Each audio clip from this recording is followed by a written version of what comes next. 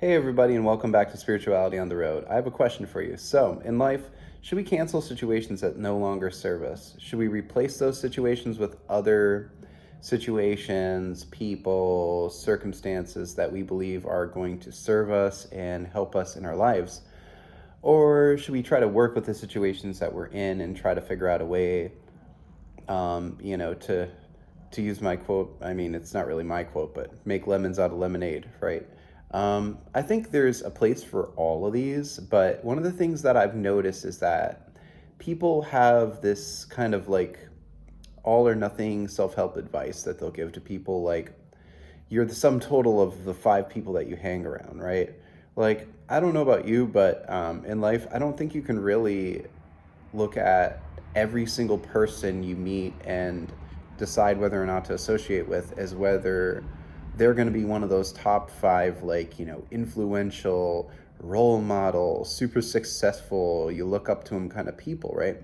You should have some people like that around you, that you at least have a loose association with. And if you're lucky enough to be good friends with a person like that, especially if you're not on their level, which, I hate to say it, but it's actually kind of a little bit unlikely that you're going to have a long-term, really close friendship with someone who's like, kind of batting a way higher average when it comes to life, right? Like, because their income's going to be way higher, their social circle, their circumstances are going to be way different. The things they do on a day-to-day basis, the level at which they do those things are going to be so much different, or so much higher than what you are used to, right? And so there's not going to be a lot of compatibility there, but there's a lot of opportunity for learning. So if you are lucky enough to have, maybe some, like, I was in a band with someone who was a really successful person, right? And he had a lot of good advice, and I still remember a lot of it today, and I've internalized a lot of it. And I mean, as far as his life and his social circle and mine, and where I was at and where I've been at and what I've been trying to do over the past several years, like, it's something that I can't really deny, is that he and I are in two different places in life, and it's pretty obvious. I mean, in a lot of ways, and I won't go into all the details on that. But it's good to know people who are influential, who are very successful, and who can give you a piece of like, give advice as far as what they did and what their philosophy is and stuff like that. But you're going to know a lot of other people who aren't as successful as, someone you might consider to be in your top five. You might know people who are struggling, right? You might know someone who's having difficulty finding the kind of job they want, or, um, you know, making their lives as fulfilling as they want them to be, right? And so this is where it gets a little tricky, right? Because you can go around saying to yourself that you have these high standards, and you should, but I feel like it's a little more nuanced than that, because you're going to know people who are maybe looking up to you, and maybe your role in life is to help them with whatever you've figured out. And then if it's not that, then, I mean, you do have to kind of have a sense of, like, should I spend a lot of time around someone who's got a limited mindset and doesn't believe they can do things, and wants to maybe project that onto me? No, absolutely not. I'm not going to do that, because that's going to hold me back, right? Am I going to put a lot of attention and effort towards someone whose life is a train wreck? No, not necessarily, right? But does that mean that I won't associate with them at all? Well, when it comes to me, I will still associate with someone even if they have a difficult time in life, especially if we contribute positively in some way to each other's lives. I feel like it's a good thing to be friends with someone who, if they're loyal, maybe you have something that you could help them with, as far as mindset goes. A lot of times you don't know how you affect people until much later, or maybe you never will find out, like, how you might have affected somebody with whatever you said, or imparted, is to them, as far as just your thoughts or whatever you said and did. Your example is something that people see, and a lot of times they won't acknowledge what they see you accomplish, because people are busy trying to accomplish things in their life, and it can be frustrating when you don't accomplish things you want to accomplish, and then you see someone else accomplishing that, especially if it looks like it's easy. And a lot of times people don't know the struggle that other people go through. They just see what's on the surface, and when they are able to succeed, right? So these are all just things that people should consider, because it's important to not just write people off because they don't live up to your standards. A lot of times you'll be going through a good season in life, and you'll feel like you just need to trim the fat, so to speak. If there's people that don't resonate with where you're going and you feel like you need to just focus, sometimes it can be good to actually limit your social interactions with maybe situations and people that don't aren't really in alignment with what you're trying to do. But it's also important to just realize that you can't just throw away and discard all meaningful connections in your life, down to a top five, or something like that, because what's going to happen is life is way too short to do that. Some of those people, you have no idea how they may actually be instrumental to your future, how you may help each other, and how like the butterfly effect, right? Like, you could look back on your life, I'm sure, if you think about it, there's probably things that have happened in your life that you could say, well, if it wasn't for this, then this wouldn't have happened, and so on and so forth, right? Well, it's also true with people. A lot of times I'll look back and I'll realize that relationships that I didn't necessarily know like what the purpose was, or it didn't seem like it was maybe going anywhere. Maybe that person was instrumental, and I hate to use the word instrumental. What I really just mean to say is, like, that person was a huge help, in some situation. Like, they were important to your life in ways that you just didn't know. And a lot of times, maybe you'll meet somebody and you have a feeling when you meet that person, hey, I don't know what it is, but this person just has, it's just like, I feel like I'm supposed to be friends with them, and I had a situation like that not too long ago. A gentleman that I worked with, that I just had a feeling. I was like, you know what? I really want to like reach out and just let him know, hey, anything you need, if you need any help or any advice or anything, like, I got you.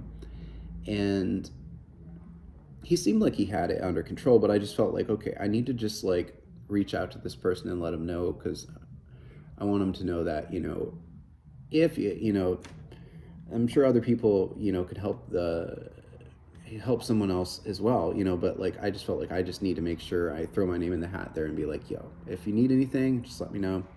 And I try to do that when I get into like professional situations. If there's anyone I meet, I automatically try to kind of just set that out there. And people do that with me too. I met a fellow teacher who said that to me right off the bat. And it means a lot, because it's like, that's kind of like the universal signal of, hey, we're here to help each other, right? And I think that's kind of a cool theme in life, right? Like, it's like, hey, we're here to help each other. Just in case we forget, right? Because a lot of times people are so wrapped up in their own stuff that it's almost like the motto is not that we're here to help each other. But it's like those subtle reminders that you get from others and that you can give to others, like, hey, if you need anything, let me know. Because it's not always a given, this this sense of people being there for each other. It really isn't. And if you can really value that, you can create beautiful things in your life. And a lot of times, sometimes I feel like I need my own advice I should take more seriously, right? I think about times and situations in life where maybe I feel like, oh goodness, some situation isn't going how I want it to, or dealing with certain people, I feel like, like it just wasn't beneficial or something, or if it's like a professional situation and it just hasn't gone how I wanted it to, and didn't feel like the person really pulled through, or maybe the complete opposite, right? And it's easy to say in those situations, like, screw that person, I don't ever want to talk to that person again. I don't ever want to deal with them again. I'll be fine if I never, hear from them. But think again and just realize like there's potential value there. I know it doesn't seem like it, especially if it's someone you really don't like, right? But just have that open mindedness to where you can understand that, hey, there might be a reason that you should stay in touch with people, that even people you don't like, because and maybe they'll benefit from being in touch with you too. You never know. So I'll just leave you with that, and just kind of think on that. Like, who are the people that you maybe have discounted in your mind as being important, right? Maybe they really are more important than you think. And who are the people that you put on a pedestal, right? Like, are they as important as you think they are? How do they treat you? Do they treat you like you matter? Do they treat you like they think you're a valuable person to have in their life? Do they treat you like, do they show that they don't have a lot of regard for you? Do they treat you like they don't take you seriously? A lot of times when you place someone on a pedestal, you're signaling to them that they're above you and that you're, not worthy of their time or attention. So think about that, right? How do you look at people who you think are really successful? Do you place them on a pedestal? Do you signal to them that they shouldn't even associate with you? Because really how you should look at it is it's not important like how much money somebody makes or what their career is. Traits and things that are actually more important are, what kind of a friend is somebody? What kind of character do they have, right? Like, how compassionate are they? Are they thoughtful? And all of us, I guess, could take a deep look at ourselves too and say, like, am I thoughtful? Like me, as a person, I tend to be, I'm a little bit chatty. So a lot of times I talk more than I listen, and that's a horrible, I don't even want to say it like that, but it's something that I really have to work on, right? That's why I can sit on this YouTube video and talk for like 11 minutes straight about just whatever, right? Because I like to talk, but that can be a huge problem for me, and it can really it can prevent good relationships from being formed. So I have to be more mindful. But I also have to remind myself that, hey, if somebody doesn't see the value in me, it doesn't matter how valuable I think they are or what I think they could offer as a person, like in terms of connections or whatever. It's like, no, don't place them on a pedestal. They don't want you to. If you were going to be friends with somebody, they don't want you to place them on a pedestal because it's an awkward feeling, right?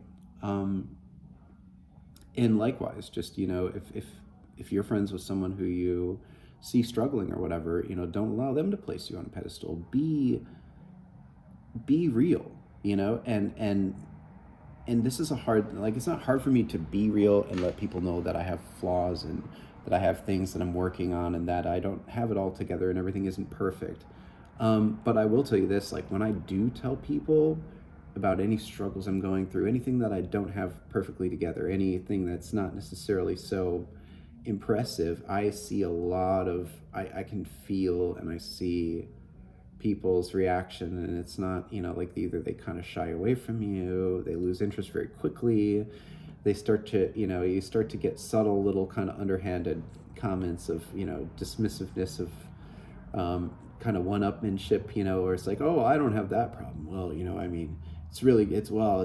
it's best if you do things in this other way, because that's the best way to do things. And they're basically saying, kind of just putting down whatever you said about yourself, whatever you revealed about yourself that makes you less of a impressive person, right? So they, people tend to latch on to things that they notice that are negative about others because it's easy to use that to kind of elevate your own self-esteem, right? And a lot of times, and it also can elevate your social status if within a group of people you kind of subtly look down on the other person, and now you look a little better. It's like, it doesn't have any value. That does not fix anything in your life if you look down on someone else. it doesn't fix anything in your life if you try to make yourself seem like you have it all together so that other people don't look down on you. But it doesn't feel good if people look down on you if you show yourself to not have everything together and not to be, as impressive as they might, um, have a lot of regard for. So I just want you to think about that. It's like, what is it? How can you be more real with people who you might look up to, people who might look up to you, just people in general, and just understand that it's better to have a genuine connection than it is to have a superficial one. And honestly, I'm going to make a short about this because I think that that's kind of the theme of this video. It's better to have a genuine connection than a superficial one. All right, food for thought.